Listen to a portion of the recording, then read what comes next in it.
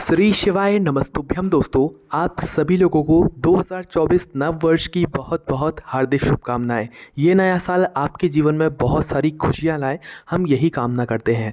उसके बाद में दोस्तों अब बात करते हैं हम लोग 2024 नए साल के पहले दिन के बारे में। दोस्तों नया साल का जो पहला दिन है वो दोस्तों सोमवार का दिन है। 1 जनवरी 2024 को जो 2024 साल का पहला दिन है वो सोमवार का दिन ही पड़ रहा है। इसका सीधा सा मतलब ये है कि पूरे साल भर आपके ऊपर भगवान शिव जी की कृपा सदैव बनी रहने वाली है।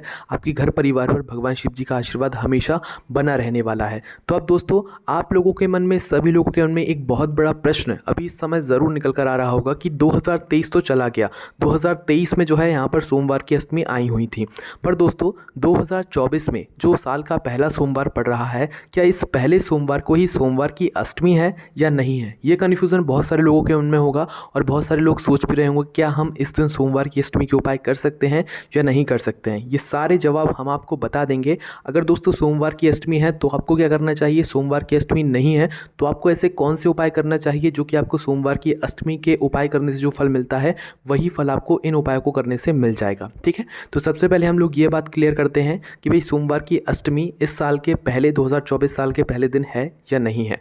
तो दोस्तों सबसे पहली चीज़ आप सीधी सी बात ये समझ लीजिए कि 2024 साल का जो पहला दिन है, मतलब सोमवार का दिन है, 1 जनवरी 2024 का दिन है, ये सोमवार की अष्टमी का दिन नहीं है। इस दिन सोमवार तो पड़ रहा है, भगवान शिव जी का तो दिन है, पर इस दिन जो तिथि है वो अष्टमी तिथि नहीं पड़ रही है। इस दिन जो तिथि पड़ रही है दोस्तों वो षष्ठी या सप्तमी तिथि पड़ रही है। इसीलिए आप लोगों को इस बात का ध्यान रखना है कि इस दिन कोई भी अष्टमी तिथि नहीं पड़ रही है। पर दोस्तों हमने आपको वीडियो की शुरुआत में ही बोल दिया था कि अगर अष्टमी होगी तो हम आपको उसके उपाय बताएंगे, अष्टमी नहीं होगी तो अष्टमी के दिन किए जाने वाले जो उपाय रहते हैं उनका जो करने का आपको फल मिलता है वही फल आपको इन उपायों को करने से मिलेगा जो हम आपको बताने जा रहे हैं। और जिन उपायों को आप लोग इस साल के पहले दिन करने वाले हैं, इस साल के पहले दिन जब आप इन उपायों को करेंगे तो आपके पूरे साल भर की जो भगवान शिव जी की कृपा है वो आपके घर परिवार पर हमेशा बनी रहेगी।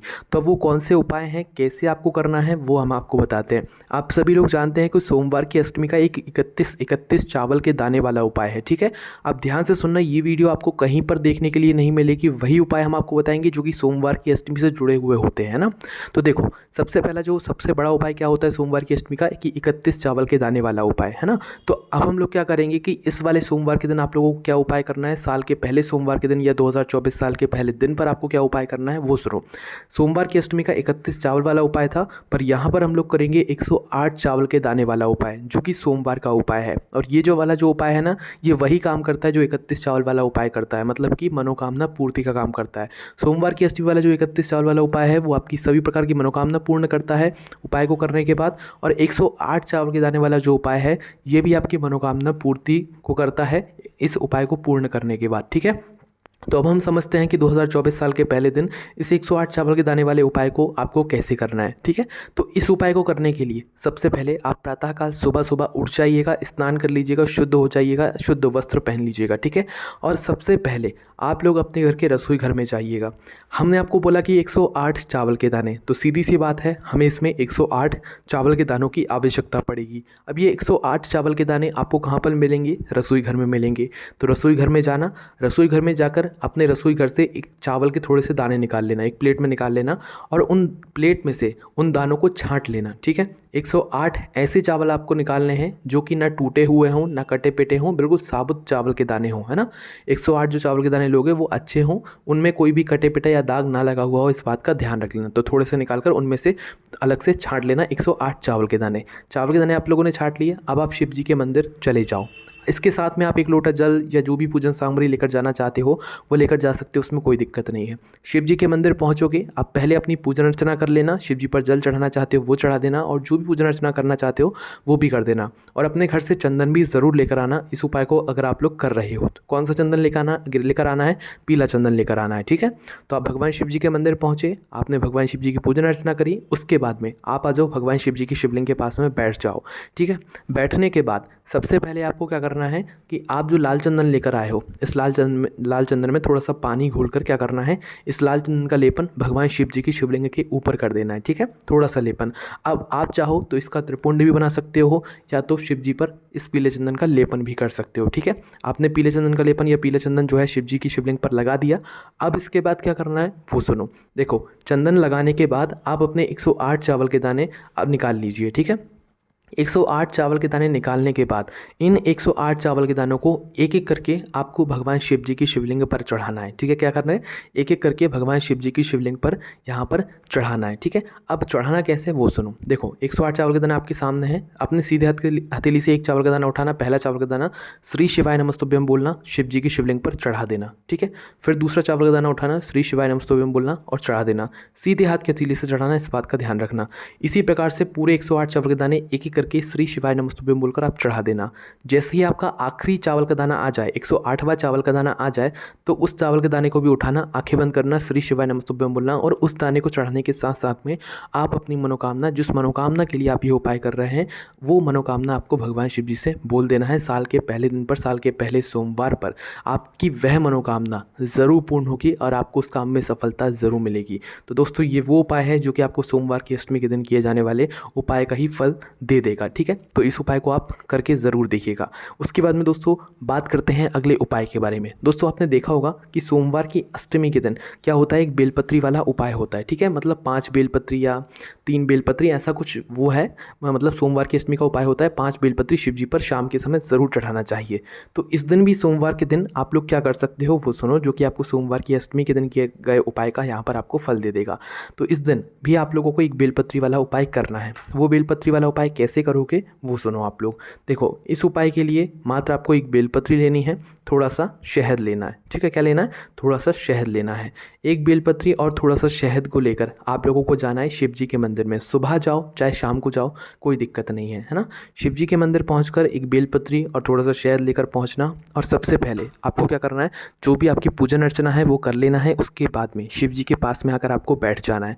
बैठने के बाद क्या करना है, अपनी वह बेलपत्र जो उपाय को करने के लिए लेकर आए हुए हो उसको निकाल लो अपने सामने, और निकालने के बाद उस बेलपत्र की जो बीच वाली सबसे बड़ी पत्ती होगी उस पर आप लोग लगा लो थोड़ा सा शहद। शहद ऐसा लगाना है, थोड़ा सा शहद लगाकर पूरी बीच वाली बड़ी पत्ती पर आपको फेर लेना है। ठीक है, पूरी बीच वाली बड़ी पत्ती पर शहद को फेरने के बाद इस बेलपत्री को आपको शिवलिंग के सामने की तरफ चिपका देना है। सामने की तरफ मतलब जहाँ पर जलाधारी होती है ना, जलाधारी के सामने की जो शिवलिंग आपको दिखता है, शिवलिंग के बिल्कुल सामने की तरफ ऊपर ऊपर चिपका दो। चिपक इसलिए जाएगा क्योंकि आपने बीच वाली बड़ी पत्ती पर शहद लगा दिया है।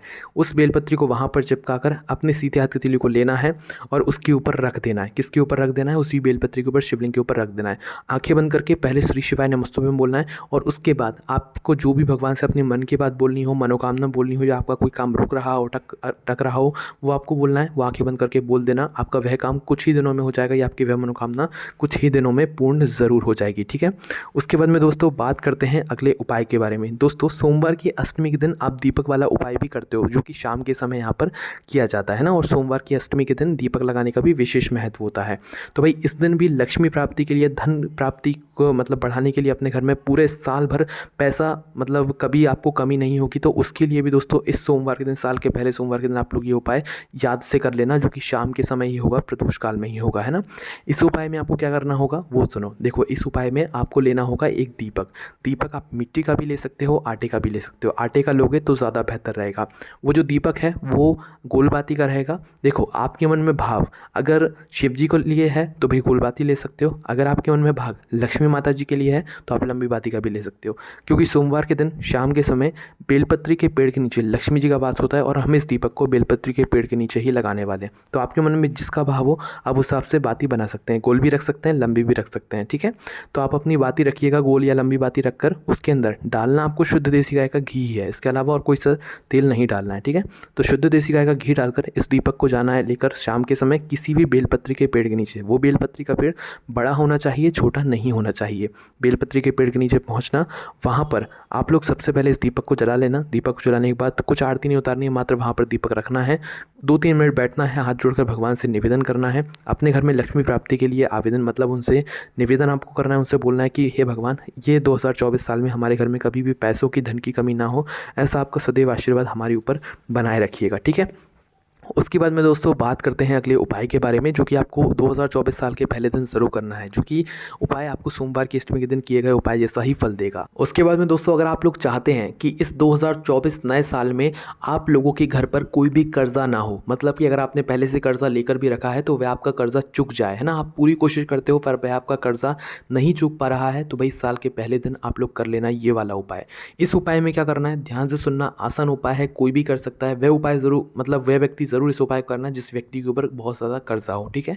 करना क्या है, इस उपाय को आपको प्रातःकाल सुबह सुबह करना है, और इस उपाय को करने के लिए आपको लेना है 1 लोटा जल। क्या लेना है, 1 लोटा जल। 1 लोटा जल लेने के बाद अब ध्यान से सुनना, उसके अंदर आपको डालना है चावल। चावल ऐसा नहीं डालना है, चावल को पहले लेना है, उसको भिगोना है, फिर उसको भिगोने के बाद पीसना है। उस पिसे हुए चावल को फिर आपको अपने इस लोटे के अंदर डालना है, ठीक है। ये काम पहले आप लोग कर लेना, चावल को पीसने का तैयार करके उस समय रख लेना। सोमवार के दिन सुबह सुबह पीस कर उस चावल को अपने लोटे के अंदर मतलब जल के अंदर डाल लेना। उसके बाद में थोड़ी सी पिसी हुई हल्दी आपको लेना है, पिसी हुई हल्दी लेकर भी आपको उसके अंदर जल पात्र के अंदर डाल देना है, और इसे किसी भी बड़ के पेड़ के नीचे लेकर जाना है। इस 1 लोटे जल को जिसके अंदर आपने ये 2 सामग्री डाली हुई है, बड़ के पेड़ के नीचे पहुँच बटकेश्वर महादेव का नाम लेते हुए, उस बड़ के पेड़ के नीचे बटकेश्वर महादेव का नाम लेते हुए इस जल को आपको वहाँ पर चढ़ा देना है। जल को चढ़ाने के बाद बटकेश्वर महादेव से आपको प्रार्थना करना है कि वो आपके घर से जो भी कर्जा है, आपके ऊपर जो भी कर्जा है, उसको चुकाने में वो आपकी मदद करें, आपके घर परिवार में कभी कोई कर्जा ना रहे। ऐसे आपको भगवान से प्रार्थना करना, आपका कर्जा बहुत जल्द ही चूक जाएगा। तो दोस्तों ये कुछ विशेष उपाय थे जो कि हमने आपको सारे उपाय बता दिए हैं, और ये वो उपाय हैं जो कि आपको सोमवार की अष्टमी के दिन जो उपाय करने से फल मिलता है, ये आपको वही फल देंगे। बाकी दोस्तों इन उपाय करने में कोई भी दिक्कत, समस्या, परेशानी आती है, आप हमसे कमेंट करके पूछ सकते हैं। ओम नमः शिवाय, जय भोले बाबा, श्री शिवाय नमस्तुभ्यम।